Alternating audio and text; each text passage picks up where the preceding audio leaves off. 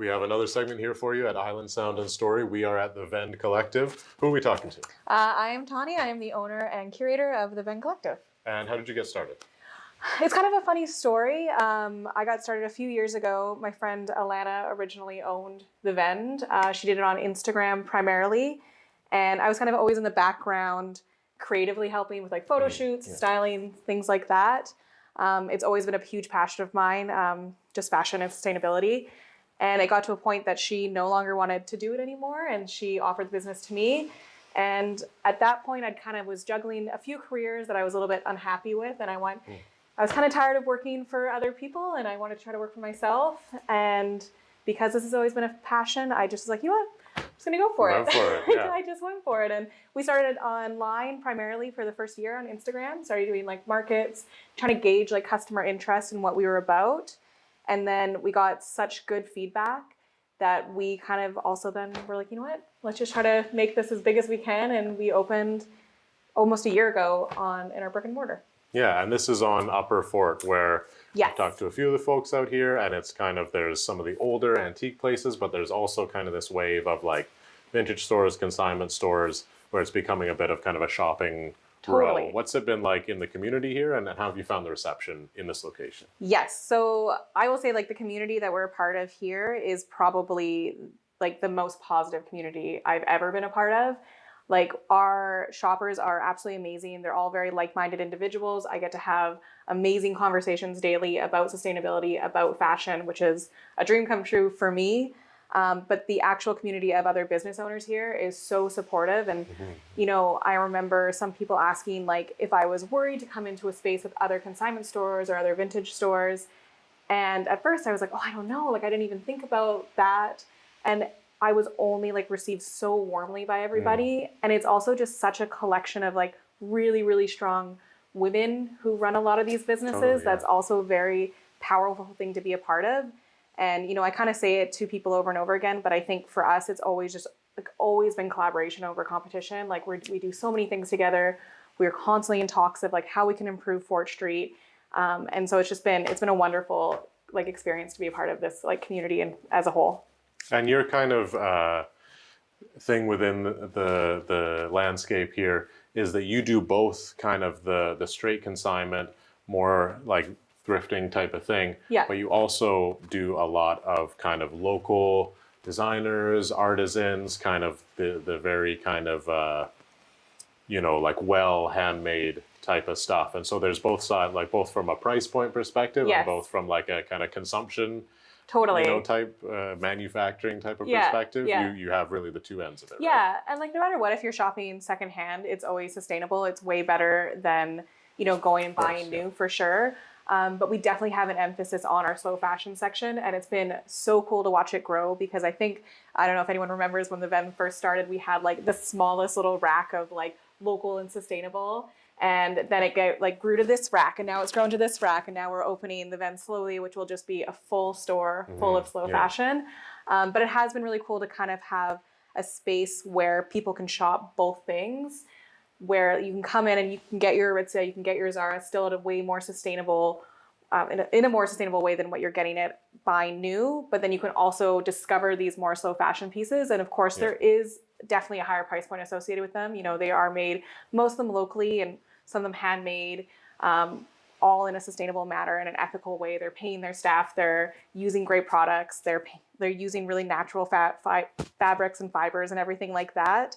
So you can kind of introduce people to it at a more affordable price point. Not saying that it's affordable to everybody, but it can definitely introduce people to the idea of buying those investment pieces that if you maybe spend a little bit more than you would at, you know, your traditional shops, you can have this item for 10 years. And then you can probably still consign it again and get your money back for it, which is a really cool thing. And something that we talk about here all the time is just a circular economy that we're able to create within the space of people bringing in goods and taking out goods with actually no physical money exchanged, which is really neat. Yeah, there's an element of like making the store accessible for different people at different price points, and have kind of that spectrum, right? Where it's kind of, there's the option to do the kind of local sustainable thing, but as you know, you go in some places and it's kind of like Oh, I don't know if I have. Oh, I'm pulling my pockets out like 100%. Daffy Duck or something. Well, it's funny because we sometimes have people who come in here that will start in this section, and I'm always like, oh, because like I actually took psychology in school, and I thought that everyone always went to the right first. I don't know why. It's just a thing that I learned that like humans are conditioned to do that. So like I'm going to put the other stuff on the right, so people will shop through that and then gently move into this section. But it's been the complete opposite, where most people will go to this section, and we've definitely had some people be a little bit confused about like price points and, not understanding the brands, which, was another really great thing that I'm kind of able to help educate people on why price points are the way that they are, what they're retailing for new, what they're made of, where they're made. A lot of the pieces that we carry, like I know the makers, which is really cool, and having that connection to them. But it's definitely not for everybody, which is why I'm happy that we have the other sections that we're able to, make sure it's affordable to everyone. And, just because this is, ultra sustainable, it doesn't mean that you shopping secondhand anywhere else isn't just as sustainable, because it's still way better for the environment. Like the fashion industry as a whole is one of the biggest producers of waste in the world. Yeah. So it's just been cool to be a part of this movement. And because, everything that's going on at Upper Fort Street, I think, it's a huge boom for it right now. And it's really great to see, in all honesty. And you were telling me earlier that you've got the chance to kind of go to Costa Rica a little bit and see kind of how they do things a little bit with like ecotourism and trying to like similar, obviously you're not the same as the country of Costa Rica, but it's a similar idea of trying to balance this commerce with doing it in a sustainable way. And what have you kind of, what do you like about Costa Rica, and what have you kind of seen there about this balance? Yeah, I think that's actually a really good way to say it, is the balance of, how do you be a successful part of consumerism while still being eco-friendly? Because ultimately you want your business to succeed, and the only way it can succeed is through making money, which, I've always had like a moral objection to money kind of ruling everything, but it is the society we live in and we have to participate in it, unfortunately. And I think, giving the example of somewhere who is like Costa Rica, who does the ecotourism, where it's like, you can come here, it will cost you a little bit of money, but know that everything is that you're putting in is going back into our environment, going back into like the community. And it's kind of the same with the Vend. Like obviously, we have to make money to support our lease, to support ourselves, but ultimately, we are here to make sure everybody can shop this way. We do a lot of events with the communities.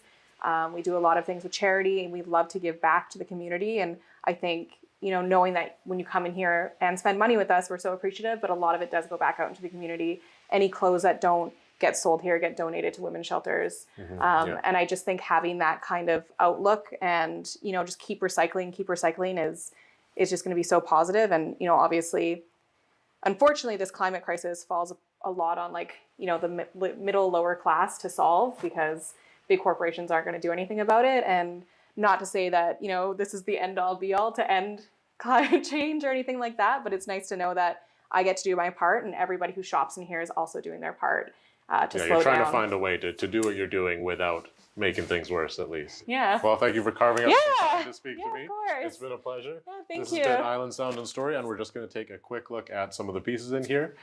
So these are some of the local like kind of designers and makers that we carry, or either like Canadian or BC made. Bees and Bones has always been one of my favorite local designers. And also she's just an incredible person to work with. We carry her stuff on consignment, but also new as well in store. Olan Handmade has always been a top seller. We've maybe had 3 or 4 of these sweaters in, and they tend to go very quickly. All handmade here on the island. Harley J does a lot with raw silk and natural fabrics, and she is out of Vancouver. And then Jimmy Collection is another one of my favorites. If you see me in my vest every single day from her, no you don't, because I do wash it, I promise. But she's another one of my absolute favorites. And these are just kind of examples of brands that we love to carry and showcase in the store. All amazing makers, and yeah, definitely deserve to be worn.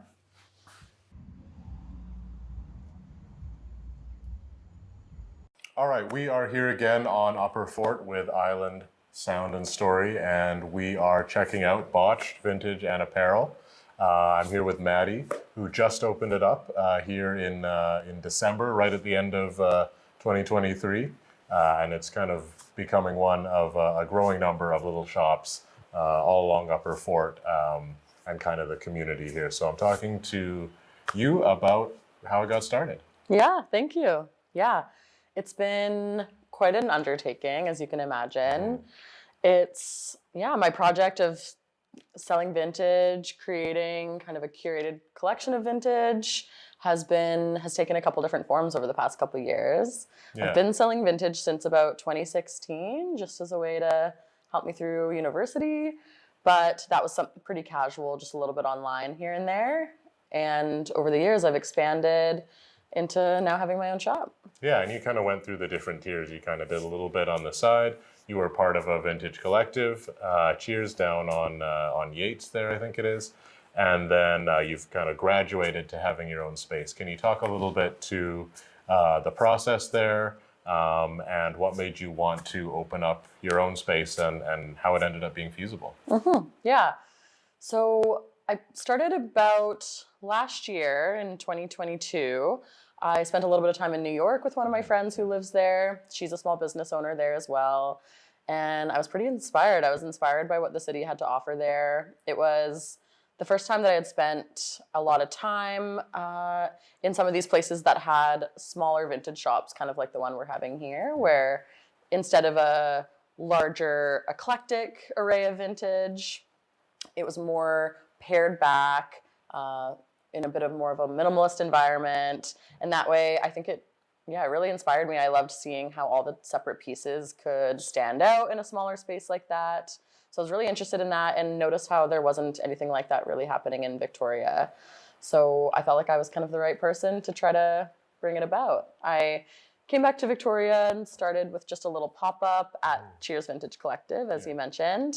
And they gave me an opportunity to start there part-time selling vintage for about a year. I was there, just in a small little section of the shop. Yeah, because people kind of have to go together to be able to afford kind of commercial rent in Victoria. That's right. These days. That's right. Especially that space that they're in is a massive space. Yeah, pretty central. That's and a large kind of footprint too. That's right. So for a couple small business owners, yeah, you needed to have multiple people to be able to split the rent and mitigate risk and that kind of thing. So it was really for them and for me just a great starting off point, being able to just share rent and share shop responsibilities, kind of feel it out, make a couple adjustments here and there until I felt ready to expand and open my own space. Yeah, and I think you've mentioned before that obviously it's a dream of yours, but it's also a little bit of a different angle on vintage and consignment and kind of clothes reselling than a lot of what you see in Victoria, which is maybe more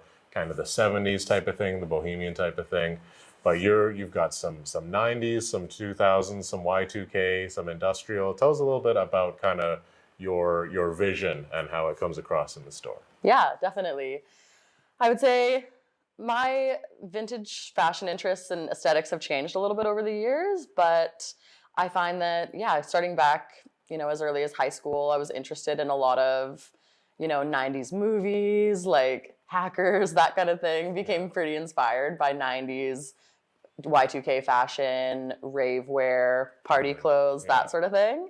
And I imagine that's not primarily what people think of when they think of vintage fashion, especially vintage fashion in Victoria, which can be a little bit more, like you say, bohemian or, kind of like outdoorsy focused, that kind of thing. But I notice, I think with the growing sort of like internet, use, people have more of like global aesthetics and that kind of thing. So I could see that there was a community in Victoria hungry for that kind of thing. And it felt right to be the one to bring it about. Yeah, and so it's a lot of, it's kind of metallics, it's kind of sometimes loud patterns, kind of some sheen, some kind of, tell us a little bit about what kind of qualities you really like about these types of clothes. Yeah, I suppose I do love statement pieces. Like that's where I really get inspired. I like to find these, grail items that just seem so special, like nothing you've really ever seen on the street, that kind of thing. Something that you want to put on for like a really special night. Yeah, that's my favorite type of fashion and what I seek out when I'm looking for pieces.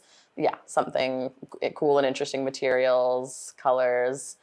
Yeah, I'm not very, not super into basics or earth tones and that kind of thing.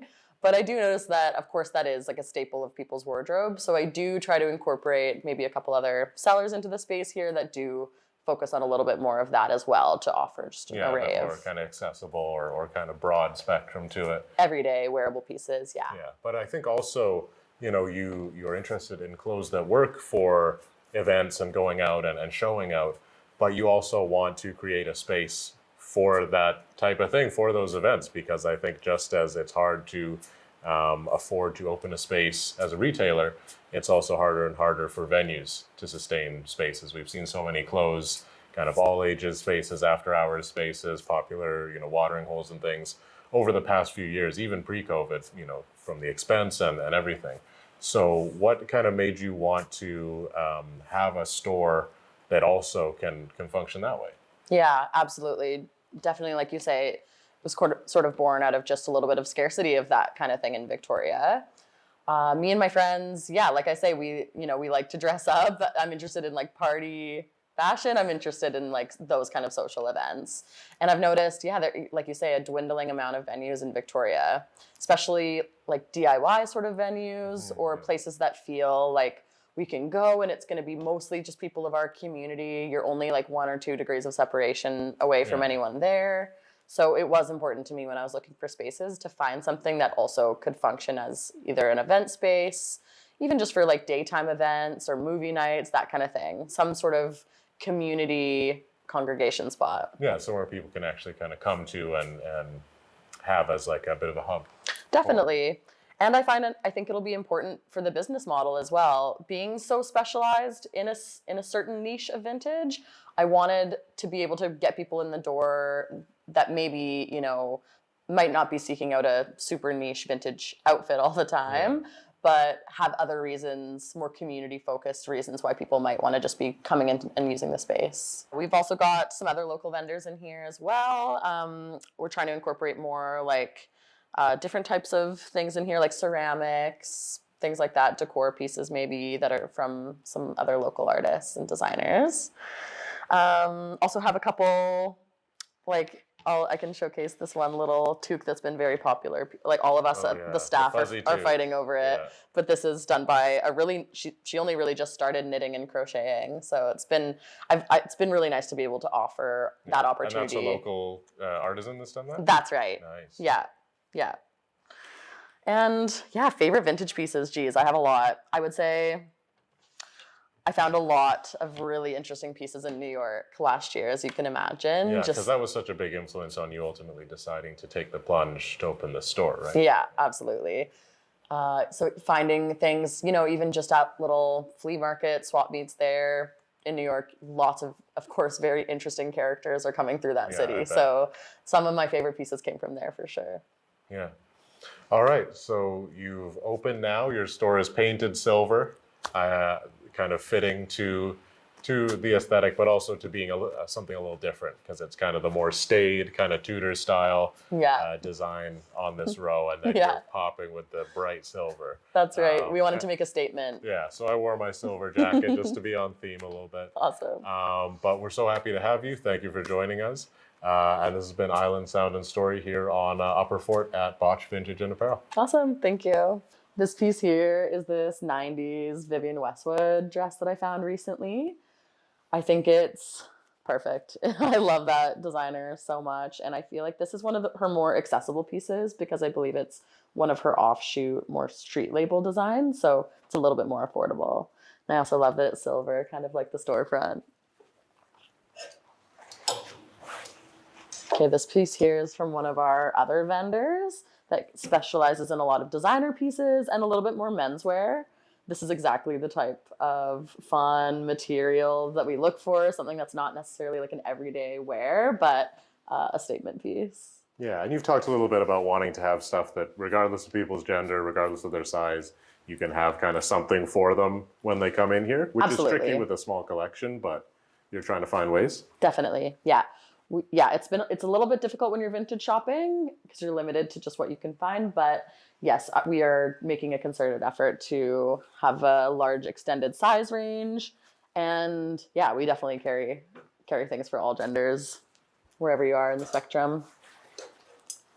Okay, this is a fun piece. This is an example of something that you find and it has no brand information or anything like that, but you're just like, this is amazing. And you just know someone had fun in this in the 80s. All right. Well, thanks for sharing the dream with us. Yeah, thanks for coming.